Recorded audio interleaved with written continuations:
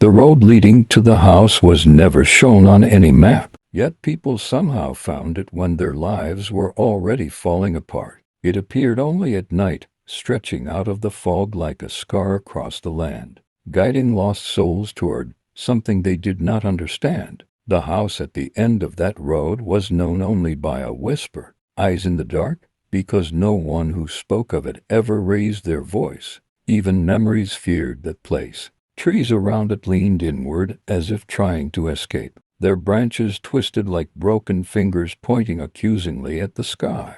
The house stood unmoving, patient, as though it had all the time in the world because it did. Long ago, the house had belonged to a man who believed walls could protect him from the world. He sealed every window, locked every door, and lived alone with his thoughts, unaware that darkness does not need permission to enter. When he died, no one noticed. His body was found weeks later, eyes wide open, face frozen in terror, staring at something only he could see. After that, people began to report seeing lights in the windows at night, soft glimmers that looked like eyes blinking slowly, deliberately, watching the road. Animals refused to go near it. Birds fell silent when flying overhead. The darkness there was not natural. It felt organized, intelligent, and endlessly curious. The visitor arrived just before midnight, carrying doubts heavier than any suitcase. They had heard the stories and laughed at them once,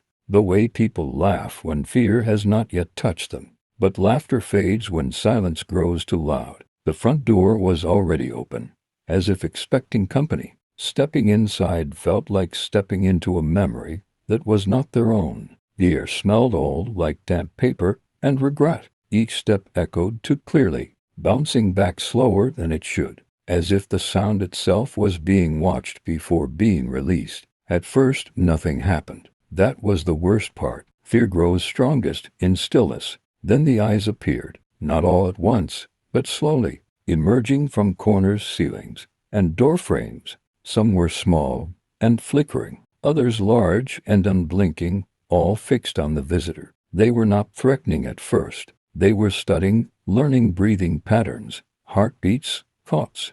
The darkness began to move, not like smoke or shadow, but like a living thing adjusting its posture. The house was awake now. The visitor tried to convince themselves it was imagination, but imagination does not whisper your name in voices you recognize. The walls began to bleed memories, scenes from childhood, forgotten arguments, moments of shame and fear projected onto peeling wallpaper. The eyes grew brighter with every remembered regret, feeding on emotional pain like a slow burning fire. This was how the house survived. It did not need bodies. It needed fear, guilt, and unresolved sorrow. Those were its favorite meals.